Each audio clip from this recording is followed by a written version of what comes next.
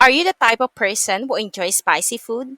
Kung oo ang sagot mo, ay di pareho tayo. Magandang umaga, tanghali, hapon at gabi mga suki. Ipinakikilala ko sa inyo ang aming Makumako Chili Garlic na mas pinamura, na mas pinasarap for only 180 pesos, goods now for 240 ml. So for today's video, gumawa kami ng homemade siomai. Grabe, na-miss ko to dahil wala akong mabili na homemade siomai dyan sa gilid-gilid. So, yung location namin is Cavite. Gumawa na lang kami at first time namin itong lutuin. Medyo napalaki lang yung siomai na nagawa namin for some reasons. Lumaki siya after in-steam, ganun talaga siguro. But it's okay. Mas malaki, mas masarap, di ba? So, nilagay ko na lahat ng spices na kailangan tulad ng toyo at calamansi. So, ready to taste na tayo.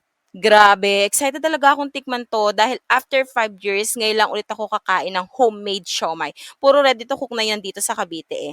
Pero ito na nga, OMG, ang sarap! Di na ako makapagsalita. Silence means yes. At oo, yes na yes sa sarap. Feel na feel mo yung spirit ng pagkain dahil mahanghang talaga siya. O, spirit talaga, yan ang term ng lola ko. So, ito yung ulam namin ngayon at mukhang tataob ang kaldero sa amin ng mga kasama ko. So, ikaw, anong paborito mo sa mga Maku Maku products? Hanggang sa susunod na mga video, mga suke, comment down below.